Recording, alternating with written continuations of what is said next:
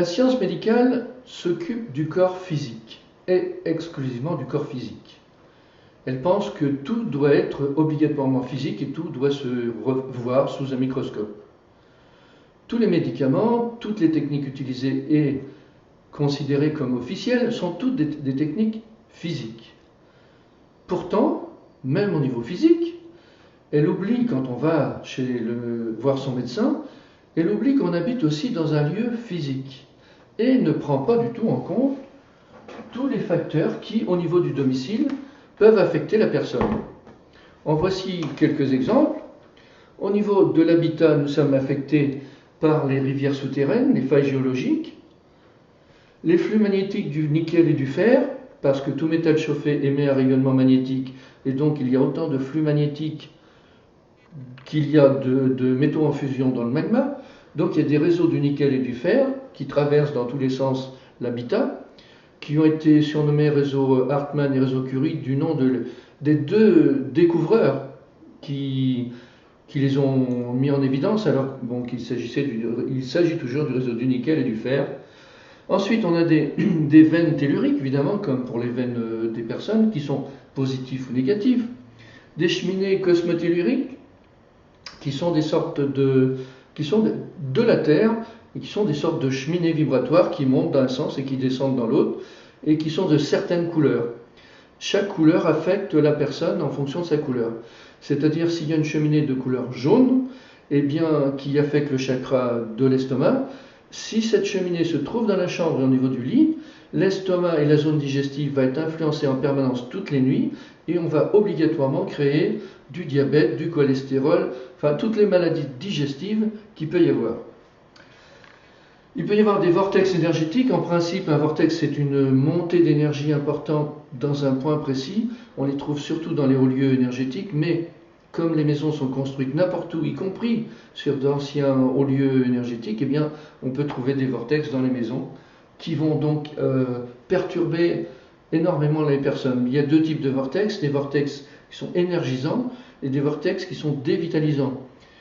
S'ils sont énergisants, les personnes vont survolter dans la maison. S'ils sont dévitalisants, bien sûr, ils vont être fatigués en permanence et sans savoir pourquoi. Et encore une fois, les médecins ne s'occupent pas de ça. Ensuite, on a tous les effets des inventions de l'homme. Alors là, pourtant, médicalement et scientifiquement, c'est connu. Tous les problèmes électriques, magnétiques, HF, Wi-Fi, le problème Linky, les antennes relais, les radios, mais aussi les matelas ressorts qui concentrent l'énergie, qui captent l'énergie autour, qui la concentrent au centre et qui l'émet. Tous ceux qui ont des problèmes de dos avec un matelas à ressort, alors là, les douleurs sont doublées, voire triplées. Il y a des lits électriques qui émettent du champ électrique, des lampes avec des transformateurs à côté de la tête, le long du lit. Les problèmes électriques et magnétiques, il y a énormément de cloisons en placoplâtre avec des rails derrière. Les fils électriques touchent au rail et le placoplâtre, enfin la cloison, émet un champ magnétique sur 30 cm. Et beaucoup se couchent la tête le long du lit et le long de la cloison, donc dans ce champ électrique, magnétique électrique.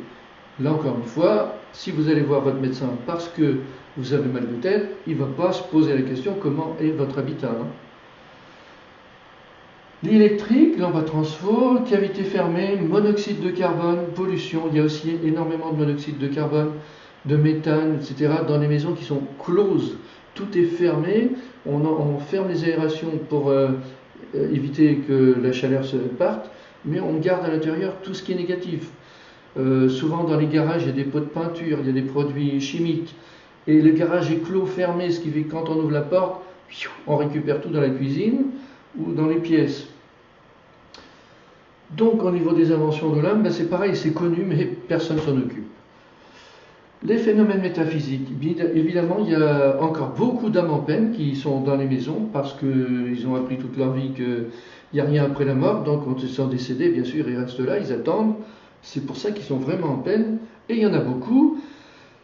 Les présences de parasites et de parasites, oui, parce que dans les maladies sont constituées par des parasites. Schizophrénie, etc., sont des parasites qui se plantent sur les personnes et puis qui consomment leur énergie. Mais ces parasites existent quelque part, donc il y a des nids de parasites dans les maisons. Et si une personne est nettoyée énergétiquement, et s'il y a un nid de parasites, elle va être replombée encore une fois. Donc au niveau des parasites, ceux qui sont dans un effet second par l'alcool et la drogue par exemple, voient des bestioles un peu partout. Ben là c'est parce qu'ils ont baissé leur fréquence et ils voient ces parasites de base astrale que l'on ne voit pas à l'œil nu, mais qui existent. Il peut y avoir des objets négatifs, des objets de magie, des livres par exemple qui sont en relation avec des photos de magie. Si des photos de lieux importants énergisent positivement, en l'occurrence des photos négatives, des trucs sataniques, des trucs de magie noire, envoient une énergie négative et ça peut être très perturbant. Prenons l'exemple d'une photo d'un tombeau égyptien. Quand les mages de l'époque créaient de la magie dans les tombeaux égyptiens pour faire peur à ceux qui voulaient pénétrer, aux profanateurs, eh bien le faisaient évidemment volontairement et intensément. Mais ces photos de tombeaux égyptiens, eh bien, renvoient cette même négativité dans le lieu où elles sont. Si vous avez une photo de tombeau égyptien dans votre chambre, effectivement, vous allez avoir des problèmes de sommeil parce que vous allez ressentir cette influence négative logique. Influence négative qui est aussi dans les lieux en mémoire. Quand il y a eu une mémoire de suicide, par exemple, de dépression, de malaise, de violence, eh bien le lieu en est imprégné. Et cette imprégnation se ressent sur les personnes sensibles, qui vont être mal à l'aise en continuel par rapport aux mémoires du lieu. Ensuite, eh bien, on a les vécus de la Terre. Là, encore une fois, c'est un peu le problème des vécus. Mais s'il y a eu des lieux de violence, des lieux de tuerie, etc., eh bien, même s'il y a eu plusieurs centaines d'années, dans cet endroit-là, on va ressentir le mal-être. Et ça, non seulement les médecins ne s'en occupent pas, mais la plupart des géobiologues non plus. La plupart des géobiologues s'occupent des problèmes électriques, magnétiques, mais des phénomènes métaphysiques et des vécus de la Terre, ça, ils ne s'en occupent pas. Il n'y a vraiment que la cryothérapie qui regarde globalement tout ça, parce que c'est important pour la santé globale de l'homme. Il peut y avoir aussi des blessures énergétiques de la Terre, parce que la Terre, comme l'homme, est un être vivant et a des corps énergétiques aussi. Et donc, ces corps énergétiques, éthériques, émotifs, mentaux, etc., peuvent être blessés. Évidemment, ce n'est pas la même chose que pour l'homme, mais, enfin, du moins, c'est beaucoup plus grand. Mais s'il y a une blessure énergétique de la Terre à l'endroit où vous vivez, eh bien, vous allez être vampirisé, ou physiquement, ou psychiquement. Tout dépend de la nature de la blessure de la Terre. Mais là aussi, ça se perçoit facilement quand on veut bien la chercher, et on peut la réparer facilement quand on connaît les techniques. C'est ce que l'on crée, c'est ce que l'on fait régulièrement en cryothérapie, et il est vraiment très important de nettoyer son habitat si on veut vivre dans un lieu sain, car un lieu malsain affecte ses occupants en permanence, et c'est logique. Et si on est mal dans le lieu, évidemment, on va aller voir le médecin, et le médecin ne va pas pouvoir nous guérir, à part nous donner des somnifères, des antidouleurs, des antidépresseurs, c'est tout ce qu'il va pouvoir faire, parce que d'abord, il n'est pas au courant de tout ça, on ne sait que ce que l'on apprend, et les facultés de médecine n'enseignent pas tout ce qui est naturel, pourtant la plupart sont déjà connus, hein.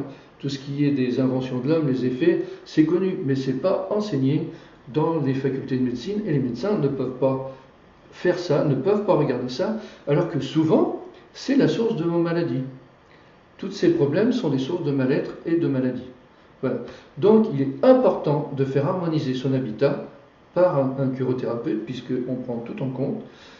Et si vous voulez être en bonne santé, bien sûr, avant de penser à faire une harmonisation énergétique de vos corps, enlever tout ce qui est parasite et tout ce qui est mémoire et qui peuvent vous prédisposer à une maladie, bien sûr, mais d'abord, harmoniser l'habitat. Merci et bonne journée.